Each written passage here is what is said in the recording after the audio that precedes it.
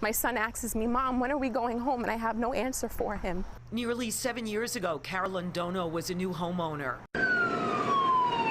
And then Superstorm Sandy flooded her Staten Island house. We had to swim out in this black, murky waters. She and husband Mauricio, a war veteran, renovated their place on Seaview Avenue, and so did their neighbors. But the city's Build It Back program said the ground wasn't stable enough to raise their houses. They had to knock it down and put up a prefab. That was 3 years ago. I'm still paying the mortgage here. You know, the taxes are still due. This is a National Grid bill. They cleared it and they said they leveled it. That's not how you're supposed to leave someone's home. Hey, Mama. Cara's had 3 children since the storm. They're living in a cramped rental. You're a good big brother, right? Yeah. Yeah. Now she's received more bad news. We were just informed there's a lien placed on our home from the contractor because they haven't been paid by the city. The notice came from Gary Kazaza of Gary Allen Modular Homes, who uses a 13th Avenue address in Brooklyn. This is just the real estate office.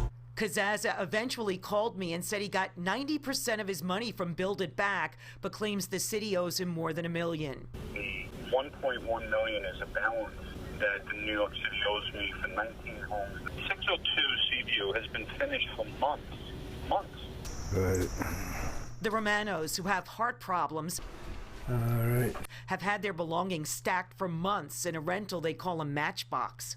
My dad helped us buy this house. He's gone now, but it breaks my heart that we can't even live in it. We're at 600 Midland Avenue on Staten Island, and this was the Build It Back office, the place where homeowners impacted by Sandy used to be able to come very freely if they had any questions. And then back on December 17th, they received an email stating it was closing. It was shut down within 4 days. When Pix 11 contacted the mayor's office, Deputy Press Secretary Laura Fayer said the claim that the city owes this contractor more money is blatantly false. The liens on these homes are unacceptable, and the contractor should be ashamed. The city is actively working to remove these liens and complete the Certificate of Occupancy. Mauricio Londono wants one thing. Just to move back in our own little home. You know, it's not the biggest home on Staten Island, but it's my home. I'm Mary Murphy, Pix 11 News.